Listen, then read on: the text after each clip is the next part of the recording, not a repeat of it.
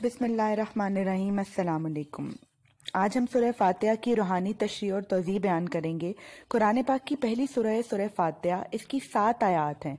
बिस्मिल्लाहिर्रहमानिर्रहीम भी इसी में शामिल है।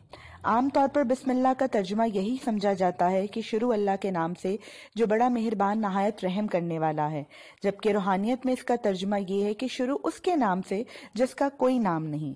बिस्मिल्लाह तहरीरी तौर पर सबसे पहले हजरत सुलेमान अलैहिस्सलाम ने मलका बिल्कीस को जब खत लिखकर दावत दी थी, तब तहरीरी तौर पर सबसे पहले इसे लिख के भेजा गया था।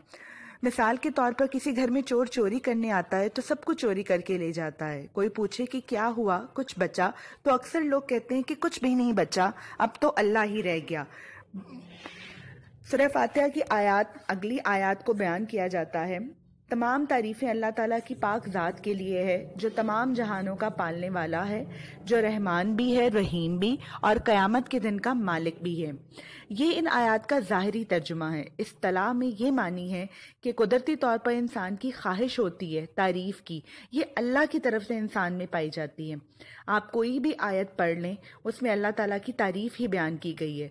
सूरह फातिहा की ये पहली चंद आयात अल्लाह ताला की हम्द और बड़ाई को बयान करती हैं, उसी से मदद मांगती हैं, उसकी ज़ात किब्रियाई को तस्लीम करती हैं, उसकी रहमानी को, उसकी रहीमी को दिल से तस्लीम किया जा रहा है यहाँ कि बस अल्लाह ही सब कुछ है और कुछ भी नहीं है।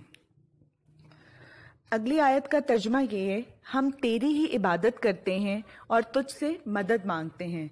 रूहानियत में इसके मानी ये हैं कि आप जिसको पूजते हो, जिसको मानते हो, मदद भी उसी से मांगते हो, क्योंकि कुरान इंसान के लिए नाजिल किया गया है।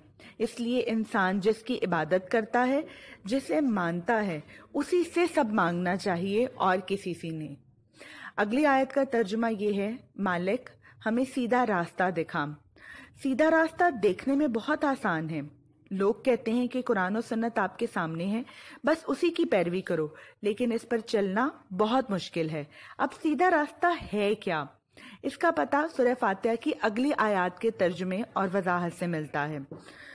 सूरह फातिहा में बयान किया जाता है कि सीधा रास्ता उन लोगों का रास्ता है जिन पर चलने से उसने लोगों पर अपना इनाम नाजिल किया, करम किया, ना कि उन लोगों का रास्ता जिन पर तूने अपना गजब नाजिल किया।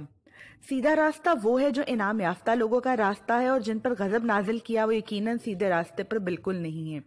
इनाम याफ्ता लोग कौन हैं? वो जिन पर दुनिया में भी अल्लाह ने अपना करम किया और जिन पर आखिरत में भी अल्लाह ने अपना करम किया, और बाकी जिन पर इनाम नहीं वो गजब वाले हैं, जो इनाम वालों के साथ जुड़ जाते हैं, वो भी इनाम वाले ही हैं। इंजन के पीछे जितनी बोगियां हैं वो सब इंजन के साथ पीछे पीछे ही जाएंगी। इसी तरह इनाम वाले लोगों की मिसाल इंजन की तरह है, जो भी साथ जुड़ेगा वो मुनअम हो जाएगा। ये थी सूरह फातिहा की रूहानी तशरीह और तौज़ीह। बहुत शुक्रिया। जज़ाकल्लाह।